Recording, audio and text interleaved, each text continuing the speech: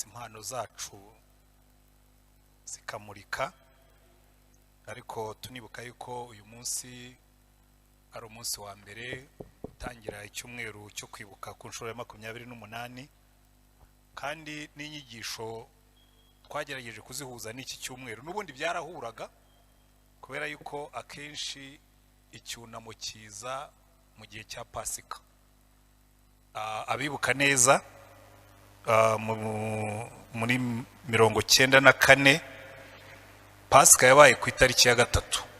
Icyo gihe ubundi jenoside yatangiye, Pasika yarabaye, kuko ndabyibuka neza kuri Pasika ya 94 nigiye wigishije hano. Nari umukristo wa paruwasi ya Remera. Hari ibintu umuntu atibagirwa kubera yuko ubu byibuka neza amatariki aba yarafashe, ariko usanga ibintu byose byarahuzaga kuko byigenda byibuka. Na texte nigishijeho ndacyayibuka, kuko hari amagambo aba mu Baheburayo ibice 2 ahantu avuga ngo yarapfuye arazuka kugira ngo abature abahoraga mu bubata bwo gutinya urupfu. Ayo magambo nigijeho icyo gihe, hanyuma birangije ku itariki ya 6. Icyo gihe twari tuvuye mu giterane cya Ligue, nanone ngira ngo sinzi niba bajyemo babyibuka. Icyo gihe nasezeye ku bantu, nabwo n'igihe wari wigishijeyo twigisha kuri Nehemiya, ariko ku munsi wa 6, umunsi wa nyuma wacyo, nigishije kuri bataha Yerusalemu. Numva muri gihe hajemo conviction ntazi, ndababwira nti ndumva Imana imbwira ko bamwe muri mwebwe tutazongera kubonana, nabo tutazabonera hano ku isi, tuzahurire mu ijuru. Ku buryo gihe abantu benshi barambonye nyuma ya 94, nyuma ya jenoside yakorewe Abatutsi, barambwira ati ariko wari udusezeyo twari tuzi ko wapfuye. Ntoya, ibyo nasezeraga kubagiye, nigiye ndacyahari. Rero iki ni icyumweru cyo kwibuka, kandi tukabihuza n'ijambo ry'Imana, kuko ikibazo gikomeye cyane n'inyigisho tugiye kwigaho uyu munsi iravuga ngo atse impano yawe, ariko gukira ibikomere nk'uburyo bwo kugira ngo impano yacu ishobore kwaka. Kuko bimwe mu bintu bizimya umwuka w'Imana, buriya mu Rwanda twagize ibyago bikomeye cyane, kuko ubundi dufite revival yatangiriye mu Rwanda muri 33. Ariko iyo witegereje neza, abantu bakunze no kubibaza, nkatwe twiga teoloji, bakavuga ngo ariko ko mu Rwanda habaye revival, kuki tutabonye imbuto zayo? Ni ikibazo nagiye nibaza kenshi, ariko nza kubona igisubizo niga amateka y'u Rwanda mbihuza n'ibi ngibi tuba twiga n'ubu ngubu. Buriya mu bintu bizimya umwuka wera, mu bintu bizimya umwuka wera, ikiza ku isonga y'ibindi byose ni amaraso atariho urubanza. Iki gihugu muri 59, 60, 61 na 2 na 3 cyamenetsemo amaraso y'inzirakarengane neza, bizimya revival. Uburyo bubiri n'ubu ngubu tukibona. Iyo uganiriye n'abantu benshi bagumye ino, bamwe binjiye muri iyo mitekerereze bava mu buntu bw'Imana, turaza kubibona. Buri iyo winjiye mu mitekerereze y'inzangano uba wavuye mu buntu bw'Imana. Abandi nabo barakomereka ku buryo ubuntu bw'Imana nabwo ntibujya buvomeshwa umutima umeze nk'urutete. Niyo mpamvu twigiye inyigisho ivuga ngo gukira ibikomere nk'inzira, nko gutegura kwatsa impano yawe. Muzabibona muri Bibiliya, turaza kubibona ndetse uyu munsi n'ejo. Buriya kimwe mu bintu ugomba kwirinda ni ikintu cyitwa kubika ibikomere. Ndagira ngo tubanze dusome Bibiliya kugira ngo ntaza kwigisha nk'uko rimwe na rimwe bijya biba ku muntu yatangiye gutya. Ndagira ngo tubanze dusome amagambo dusanga mu gitabo cya Rusi. Igitabo cya Rusi. Rusi ni igitabo gikurikira Abacamanza. Turasoma mu gice cya mbere, turava ku murongo wa 16. Abafite izi Bibiliya ni ku ipaji ya 256. Rusi igice cya mbere tuve ku murongo wa 16. Iyi nkuru ya Rusi murayizi. Rusi yari yarahungiye mu gihugu cy'i Mowabu, ajyana n'umugabo n'abahungu be babiri, ariko agezeyo Bibiliya tubwira ngo umugabo we arapfa, arangije n'abahungu be barapfa, hanyuma asigarana n'abakazana be ariko nta buzukuru afite. Ngo yumva yuko iwabo inzara yashize, afata icyemezo cyo gutaha. Abakazana be arababwira ati, rero bakobwa banjye, murabona ndashaje, nta muhungu mfite, ngo nimbajyana nzamubashyingira, nimwisubirire iwanyu. Noneho uwitwa Orupa warakatarataha, ariko uwitwa Rusi amunambaho, aramubwira ati, ntabwo ndi bukuveho, aho uzajya niho nzajyana. Turahera aho ngaho, niho inkuru igeze ku murongo wa 16, kuko ndagira ngo twihute. Ngo Rusi aramusubiza ati, winyinginga kugusiga no gusubirayo ngo ne kugukurikira, kuko aho uzajya ariho nzajya, kandi aho uzarara ariho nzarara. Ubwoko bwawe nibwo buzaba ubwoko bwanjye, Imana yawe ni izaba Imana yanjye. Aho uzagwa niho nzagwa, bahampambe. Nihagira ikizantandukanye nawe atari urupfu, Uwiteka azabimpore ndetse bikabije. Abonye yuko amaramaje kujyana nawe, arorera kubimubwira. Nuko bombi barajyana, bagera ni Betelehemu. Bagezeyo abo mu mudugudu bose bahagarikwa imitima nabo. Abagore bose bazanye bati, uyu ni Nawomi se? Arasubiza ati, ntimukanyite Nawomi, ahubwo mujye munyita Mara, kuko Uwiteka yangiriye ibisharira cyane. Navuye ino nuzuye, Uwiteka ngaruye iwacu nareyereye. Munyitira iki Nawomi, ubwo Uwiteka yanshinje ishobora byose yambabaje. N'aya magambo ngira ngo dusome kuri uyu munsi wa mbere w'icyumweru cy'icyunamo no kwibuka. Ndagira ngo dusoma andi magambo dusanga mu Baheburayo. Wereka tubanze dusome ubwo tukiri muri aho inyuma, tubanze dusoma amagambo dusanga mu Gutegeka kwa kabiri, Gutegeka kwa kabiri igice cya 29 umurongo wa 17.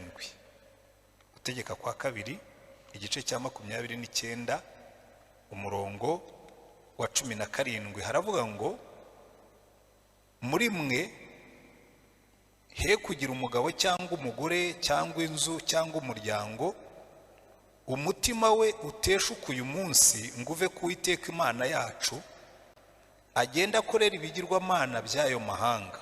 He kuba muri mwe umuzi wera ikishi n'igisharira cyane.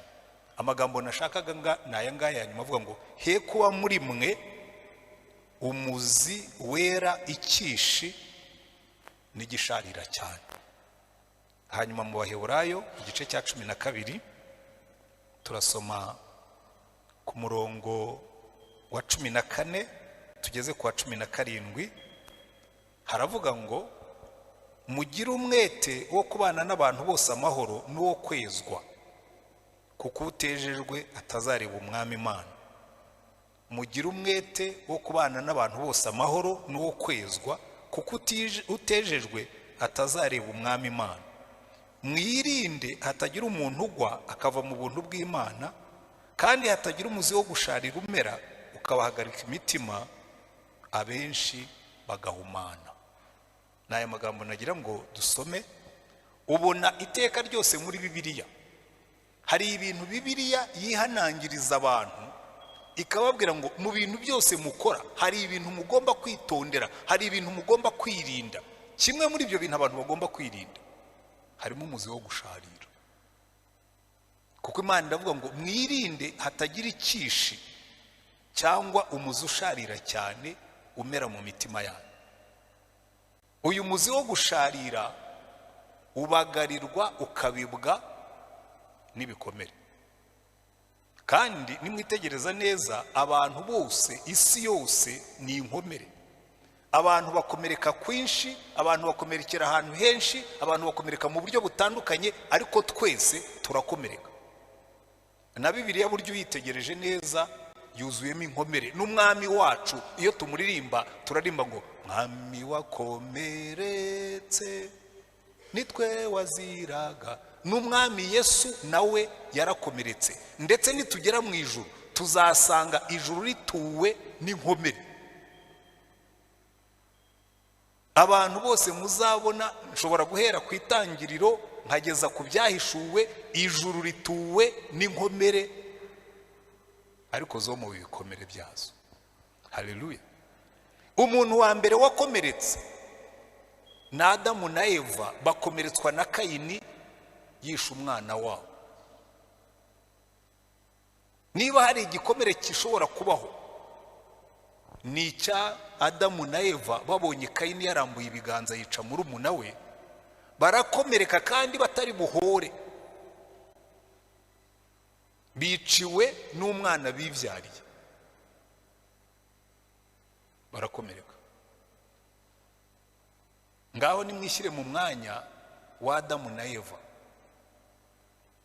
babahaye inkuru bakababwira bati Kayini atsinze Abeli mu murima, nta muhoye ko barwanaga, nta muhaye ko batonganye, amuhoye ko yamugiriye ishyari, amusanga mu rwuri aramwishe, muze mujye kumuhamba.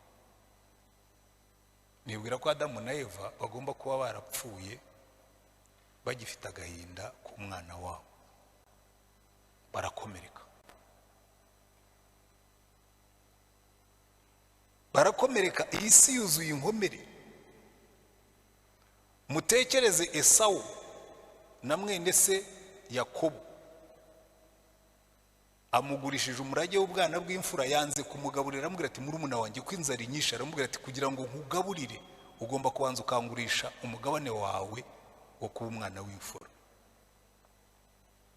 Buriya azabwira ngo ntiyakomeretse. Uzi guhemukirwa, ugahemukirwa n'umuvandimwe mwabaye. Umva, hari ubwo tuvuga ngo bonsi ingwe ibere rimwe. Esawu na Yakobo ntabwo bari baronse ibere rimwe gusa, babaye mu ndimwe kuko bavutse ari impanga. Wari wakomeretswa n'umuvandimwe, umuvandimwe akaguhemukira, akaguhemukira kongera akaguhemukira. Wari wagambanirwa n'umuvandimwe, umuvandimwe akaba ari uguhemura, kuko Esawu, umva, murumuna we yaramuhejeje, ibyo bita ngo aramuheza. Yarabanje amugurisha ibiryo, amutwara umurage w'ubwana bw'imfura, arangije savuze ngo ugiye kugumugisha, nawe araza arawiba, arakomereka. Wenda bamwe mwicayemo hano murimo murumva inkuru yanyu ni ya Esawu byenda gusa. Dufite abantu bahemuka, akaguhemukira akaguheza, mwanaburana akagutsinda, akakugura nk'uko bavuga, ugakomereka. Hari uwakomereka nka Yosefu. Yosefu bene se baramwa, oya, we nta nubwo yakomerekeye aho ngaho gusa, yarabanje apfusha nyina akiri umwana. Erega hariho n'igikomere cy'ubupfubyi. Apfushije nyina akiri umwana, agiye kubana na bene se baramwanga, bose baramwanga, barangije baramugambanira, baramugurisha. Ariko uzi kugemurira abantu ukaza ubashaka. Yaje ngo bagiye kuragira idotani, aza baririza ati ariko nta bene data mwamboneye, bati twabonye barenga iyi dotani. Baragenda, we arimo arabashakisha ngo bagemurire, agezeyo bo bamubonye bati dore Karose araje, muze tumwice. Wari wakomerekera aho wifuzaga kugira neza. Abantu kabagirira neza, ikiganza cyabagaburiye bakakiruma, bakaguhemukira, ugakomereka. Bibiliya yuzuye inkomere. Mwari mwabona, umva, ngiye ndondora naza kugeza ahantu umuntu witwa Dawidi aje ku rugamba, asanga Goliyati yidodombye, yasuzuguye ingabo za Isirayeli, na Sawuli yihishe mu gihuru. Araza yica Goliyati. Yamaze kwica Goliyati, icyo Sawuli yamuhembye no guhora mutera amacumu. Wenda mwese mutangiye kwibonamo ibikomere, ariko bigiye kurenzaho noneho mufata umwami Yesu niyo nkomere yasoje gahunda. Arazaza mu isi, araza abantu bararwara, barapfa arabazura, bararwara arabakiza, barasonza batuburira imigati, hanyuma barangije bose baravuga ngo nabambwe. Inkomere, isi y'inkomere. Bamwe bakomerekeye mu rugo. Uzi igikomere cyo mu rugo? Jewe ntabwo ndahura nacyo iwanjye, ariko mbyirirwamo muzabandi. Mugore akaza akakubwira ati jewe uyu mugabo icyakubwira abantu nabenze nkamukunda. Wabenze abandi uramukunda, hanyuma amaze kugeza mu rugo araguparika ukirigata ibisebe. Ingero ni nyinshi, ariko uyu munsi nahisemo gukoresha urunguru rwa Rusi kuko ruramfasha guhuza ibyo bikomere byose n'ibyo tubamo n'igihe turimo, iki cyumweru turimo. Mugaruke kuri ya nkuru ya Rusi, kuko Rusi ni icyitegererezo cyiza cy'umuntu wakomeretse ariko akomeretswa n'ubuzima. Naomi Rusi, ko ni mu gitabo cya Rusi. Naomi baratubwira ngo yagiye ajyanye n'umugabo, bagenda bagiye gushaka amahirwe mu gihugu cy'i Mowabu. Baragenda bagezeyo, umugabo we arapfa. Urwo ni urupfu rusanzwe. Barangije n'umuhungu we w'imfura arapfa, n'uw'ubuheta arapfa, abo yari afite bose barapfa. Hari igihe abantu bareba ibintu bakagira ngo ni agahimano k'Imana. Uyu munsi aho twari twagiye kwibuka, n'igihe bari batanze ikiganiro, umugabo umwe arambaza ati ariko kuki Imana yemeye ko abantu bacu ari bo bapfa? Bari bakoze ibyaha? Ndababwira ntoya, ariko hari igihe Imana ijya yemera ko ibi bibaho mu gisharira ikazakuramo ikizima. Ntabwo udatekereza cyane ntushobora kubyumva. Udatekereje cyane ngo ushyiremo imbaraga zitekereza cyane ntushobora kubyumva. Imana ntabwo ijya idutererana. Ubona namubwiye nti jewe Imana nanjye nayibajijeho ibyo bibazo, ariko muri genocide narayibonye. Uwari uri hano muri genocide Imana yarayibonye. Utarayibonye nuko yarahumirije, utarayibonye nuko Satani yamwihereranye, ariko twarayibonye. Twarayibonye wicara. Abantu bamwe ni nabo bayibonye cyane, akihisha mu gihuru igihe bari barimo kumuhiga imvura ikagwa, bakabivamo bakavuga ngo nimumwihorere tuzamubona ejo. Ubwo icyo gihe uwo munsi akaba arawurokotse. Twarayibonye interahamwe zahagaze imbere y'irembo ryanjye zifite amahiri n'amagoronade n'imbunda zamaze abaturanyi, igihe zirimo gukora deliberation zivuga se turateramo goronade, turinjiramo, turagera dute, inkotanyi ziba zirahageze. Iyo ni Imana. Twarayibonye mu gitondo. Umva, hari igihe ubona Imana ukavuga ngo iyi ni Imana. Noneho itariki ya 19 hari kuwa kabiri mu gitondo, ndabyibuka nicaye munsi ya esikariye ya 6 ntangiye gusenga, barasa igikompora kiraza aho nari nicaye gica hejuru ngo mu metero 2 kikubita hasi kiraturika. Icyo mu 8 kiza kigwamo neza, icyo mu 10 kigwamo neza, icyo muri 12 kigwamo neza, icyo barashaho abagore bari batetse ibikoma kigwamo neza. Abantu barenze 50 barapfuye mu minota itageze kuri 2. Nsigara nicaye, ikiganza cy'Imana kiravuga ngo baho. Twabonye Imana no muri genocide. Gusa ugasigarana ikibazo ubwo rwose, Imana kuki jewe wandinze bariya ntubarindika kubwira ngo ibyo si ibyawe, ngo nawe hari umunsi nzaguhamagara uzi. Rangiza ibyo nagusigiye ku isi, ibindi si ibyawe. Ibyo kumbaza ngo kuki, hari ikibazo ngira ngo ntimukabaza Imana, ntuzigere ubaza Imana ngo kuki. ntabwo icyo kibazo Imana ijya igisubiza. Iyo ubajije ngo kuki, irakubwira ngo ibyo si ibyawe, ntugashake impamvu z'ibyo nkora, nta raporo nkugomba. Ariko nyuma yarabinsobanuriye. Si ngombwa ko mbasobanurira ibyo Imana yansobanuriye byose, ariko yarabinsobanuriye. Hari igihe Imana ireka ibibi bikaba kugira ngo bibyaze ibyiza. Nibyo Yosefu yabwiye bene se, yarababwiye ngo burya ibyo mwakoze byari bibi, ibyo mwari mugambiriye gukora byari bibi, ngo ariko Imana yabikuyemo ibi ngibi. Burya hari u Rwanda rwavutse nyuma ya genocide rutari kuvuka. Mbibasigiye gutyo nk'umwitozo muze kubitekerezaho cyane. Uzumva atabyumvise azabimbaze nzabimusobanura, kuko ntabwo nshaka kubihindura inyigisho.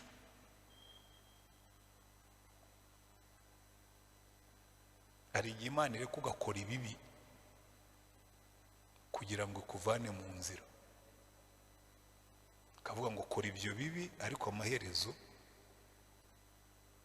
ibyo ukora byose n'iyo mitekerereze n'iyo myumvire n'iyo mikorere nzabikirininga up, kuko isi yose yazaba yabibonye gukora nabi.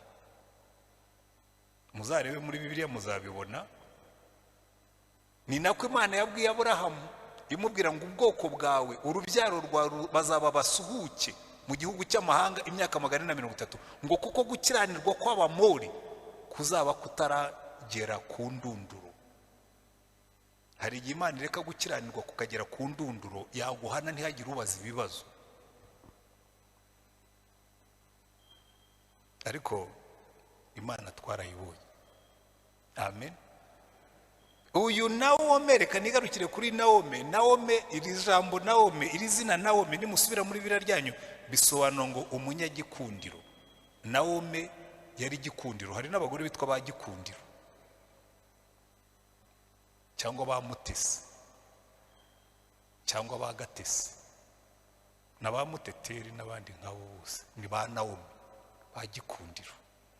Ba Ngutete, Witeto, Akayitesi, ba Nawomi, ba gikundiro.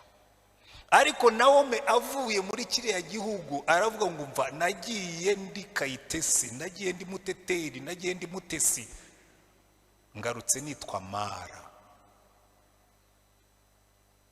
kuko namaririje, kuko negereye. Iri zina, iri jwi, uyu mutima, aya maganya, aya marira twarayumvise muri iki gihugu. Munyitira iki Nawomi ko Imana yanshaririye?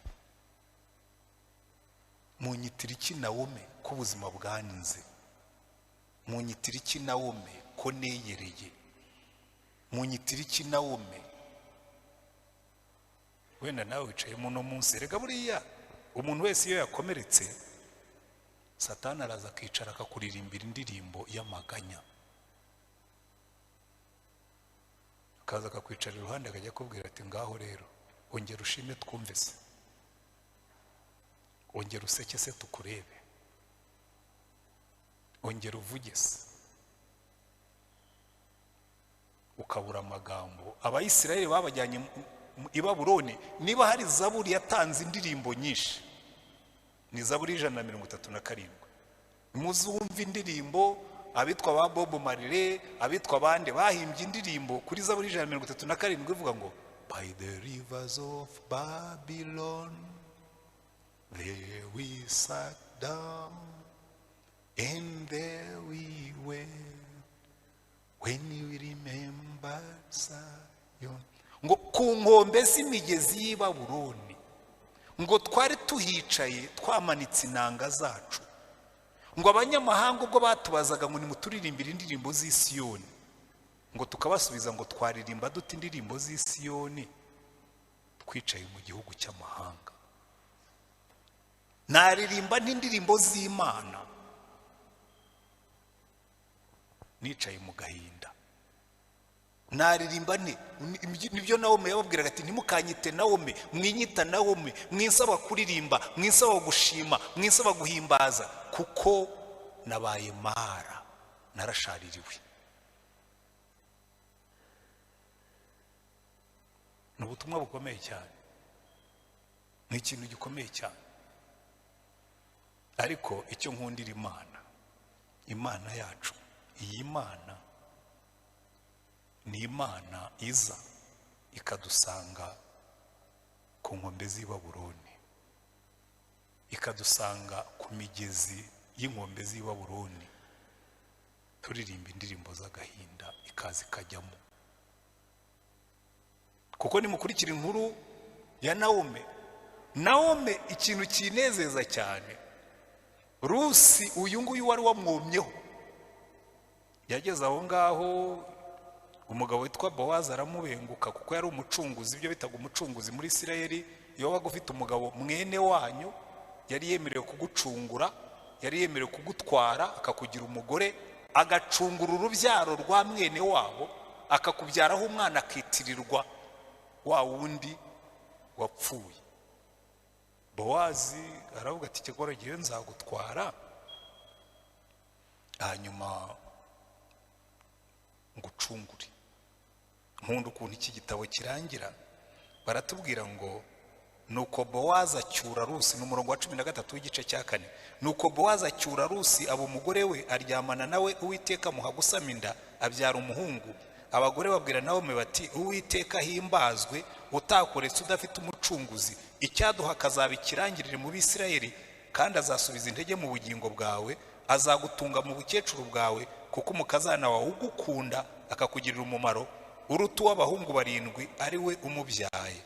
Nawe majyana uwo mwana amushyira mu gituza cye, aba umurezi we. Haleluya. Imana yahamagaje Rusi ajyana na Naome kugira ngo azamubyarire umwana, amushyire mu gituza, avuge ngo umukazana wanjye abyariye umwana wo gucungura abahungu banjye nabuze. Nigeze kwigisha mu giterane cy'abapfakazi ba jenoside yakorewe abatutsi baba muri Avega. Ndavuga ni cyatumye Imana igusigaza waranapfushije abana, kuko benshi turaziranye basigaye nta n'abana babo bafite, barera abandi. Nkababwira ni aba bana icyatumye Imana igusigaza hari impamvu, ahubwo yishake uyikurikire uyigereho. Noneho umumama umwe araza arambwira ati, Pastor wakoze kutwigisha ariya magambo, kuko numvise icyatumye Imana insigaza. Ati ubu hari abana benshi nahojeje amarira. Ati kandi ati bamfitiye umumaro, ati nabahojeje amarira nabo bampoza ayandi. Uyu Naomi umunezero wavuyemo, aratubwira ngo abagore b'abaturanyi be bamwita izina, bati Naomi abyariye umuhungu bamwita Obedi, ari we se wa Yesaye, se wa Dawidi.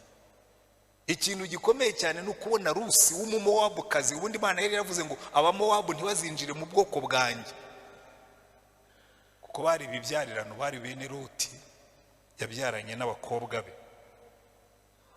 Ariko Imana iravuga ngo uyu Rusi ni special, niyinjire mu masekuruza ya Yesu. Haleluya. Kuko yabyaye umucunguzi wa nyirabukwe, amukura ku nkombe z'imigezi y'i Babuloni, amukura mu kuririmba indirimbo z'agahinda, amubera isoko y'umunezero. Haleluya. Buriya ni ikintu gikomeye cyane. Hari igihe umubyeyi abyara abana akajya yirirwa bavuma kubera ko atuye ku nkombe z'imigezi y'i Babuloni. Ese ubundi nababyariraga iki? Ese ubundi mwabintazi mwe oya, ubwo wabyaye niyo wababyara uri mu gahinda nka nyina wa Yabesi, ntukabavume, kuko hari igihe aribo bazakubera umugisha. Ahubwo ujye ubatera umwete, ahubwo ujye ubabwira neza, ujye ubabwira ngo umva abana banjye, nubwo turi mu bukene, umva abana banjye, nubwo turi mu bibazo, ariko dufite Imana. Reka ubwo Imana yemeye ko muvuka, izita ku burere bwanyu kandi izabakuza, niba uzi Imana. Ariko erega nta wundi ushobora kugukura kuri Mara uretse Imana yaguhagaze iruhande. Nabonye Imana muri iki gihugu. Ngira ngo hari igihe kimwe, nuko iyi minsi iba yihuta, nari kuzatumiza abapfakazi bamwe na bamwe bakaza bakabaha ubuhamya. Hari umumama umwe nkunda cyane, baramujyanye babajyana Indera. bamwicira abana areba, bamwicira umugabo nawe baramwica ntiyapfa, ararokoka. Baraza batwika imirambo ahari. Yarambwiye ambwira inkuru ye, ngo nari ndimo kumufasha mu bintu by'inzira yo gukira, kandi ubu yarakize pe, avura abandi mu buryo bw'umwuka. Arambwira ati nabonye umwotsi uzamuka, ati ndavuga ngo kiriya nicyo kimenyetso cya nyuma cy'abanjye. Ati nsigara mbaza Imana ngo unsigarije iki, atari kubona aragisobanukiwe. Kandi umubonye rwose ntabwo ari mu bantu bihebye, oya, ari mu bantu batanga ubuhamya ukavuga ngo uyu muntu yabonye Yesu. Kuko hari Imana idusanga twicaye ku nkombe z'imigezi y'i Babuloni, hari Imana idusanga turimo kuririmba indirimbo ya Mara, hari Imana izigasanga dushaririwe tugejeje aho tuvuga ngo icyabirangiza ni ugupfa, Imana ikavuga ngo baho. Haleluya. Wenda erega ibingibi ndimo kwigisha nuko turi mu gihe cya commemoration cyo kwibuka, ariko nenda kubabwira ngo ikibabaza umuntu, iyo umuntu akomerekejwe n'ikirahure arakomereka, iyo akomerekejwe n'igiti arakomereka, iyo akomerekejwe n'icyuma arakomereka, iyo akomerekejwe n'ibuye arakomereka. Ushobora gukomerekera mu gasozi, ushobora gukomerekera mu rugo, ushobora gukomerekera he, ahantu hose turahakomerekera, tugakomeretswa n'ibintu bitandukanye. Ariko Imana yacu ni Imana idusanga mu bikomere, kandi kaza izanye gukiza mu mababa yayo, uko Bibiliya ivuga. Ikaza ivuga ngo ndaje mbabyinirire, ndaje mbamara agahinda, ndaje mbamara umubabaro, ndaje nicarane namwe musohoze intego z'ubuzima bwanyu nubwo mwababaye, ahubwo mu bikomere byanyu havemo umuti uzavura abandi. Haleluya. Buriya nta muntu ufasha abandi nk'uwakomeretse nk'uko bakomeretse, nta muntu ufasha abandi nk'uwakomeretse akomerekejwe n'ibyabakomerekeje. Turi ibyumba aho twari twarahungiye, twenda kuvayo, naricaye mbwira Imana ko Mana, kiriya gihugu turagisubiramo gukora iki? Nari imenyereye kubwiriza mu nkambi, kuko mu nkambi twese twari dusangiye ibibazo, ariko natangiye kuganiriza abantu tugiye gutaha, numva uburyo bigiye kudukomerera. Ndibuka umudamu umwe twaraganiriye, ubu nawe Imana yamuremye umutima, mbishimira Imana. Ndamubwira nti rero tugiye gusubira i Kigali, wihangane, kuko we yararongowe, hanyuma nyuma y'ibyumweru 2 ajya muri misiyo y'akazi, umugabo wasigara hano ararokoka, umugabo aramwica. Urumva ibyumweru 2 urongowe, yarambwiraga atari ko sege ubu Imana kuki itaretse ngo mbe ndi mu rugo nanjye ngende, ubu nsigaye ndi iki? Use ndi umukobwa, ubu ndi umugore, ubu ndi iki? Ndamubwira nturi wowe, ibyo uzabibaza Imana. Arambwira ngo ndamubwira rwose ibyo byose nubwo ibi byabaye Imana iracyagukunda, ngo irankunda, ngo ubundi se yarenzaho iki kuri ibi ngibi? Nshaka ikintu namufashisha, numva pe, numva nanjye birancanze, birananiye, ndamusengera ndagenda.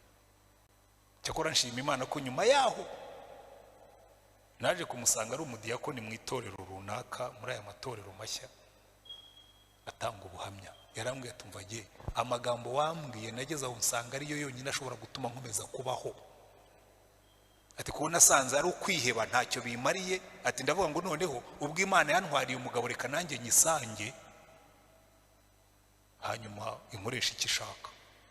Ndamubwira nti wafashe icyemezo cyiza, nunahunga uzahungire ku Mana, nuhungira kure yayo uziheba, nuhungira kure yayo uziyahura, nuhungira kure yayo uzapfa, kandi upfe nabi. Niyo wapfa uzapfire mu maboko y'Imana, kuko niyo buhungiro.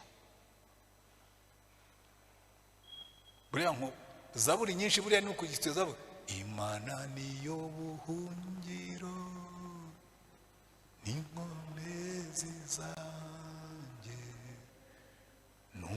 igufasha utigerabura iyo byaseruka. Imana niyo buhungiro, niyo byakomera hungira mu Mana, niho igisubizo cyacu kiri. Kandi iyo mumaranye umwanya muremure iratangira ikagusobanurira. Sinzi aho wakomerekeye, ariko niba utarahungiye mu Mana uzasharira. Iyo ukomeretse ntuhungire mu Mana. Jewe njya mbwira abantu, kuko no muri uyu murimo dukora no mu bindi byose, ahantu hose tunyura haba ibikomere. Ariko dushobora guhura mu gitondo nkomeretse ukambona nshaririye, kandi jewe iyo nashaririye biragaragara. Hari inama duherutse kujyamo nshaririye bansaba kuvuga nshatse nari kubumbura umuntu ahubwo ntimwimbwira ntavuga ibya Mara, ndashaririye. Hanyuma naje kubumbura umunwa ndasharira. Ariko uzi kwicara ugasharira ukumva from A to Z urashaririye. Buri kintu cyose barimo kuvuga kirimo kirongera umushari muri wowe. Ariko nza kugenda nicarana na Yesu nijoro, hamwe atari ko biri buri mu biki. Ubu urashaririye, relax. Hanyuma ndabona guzi ko burya nanjye tumuswa. Sharira ubundi aho tuvurirwa ndahazi. Ikibazo impamvu mbahingero bene izi ngero nuko hari igihe umuntu akubona ugenda akavuga turiya we rwose yaranesheje, yageze iyo bajya, ni araririmba iz'intsinzi. Reka da, burya intsinzi yacu twese turakomereka. Uzi aho bitandukanira? Ukira iyo ugiye ukegera umwami wakomeretse akakubwira ati ariko wabanje ukandeba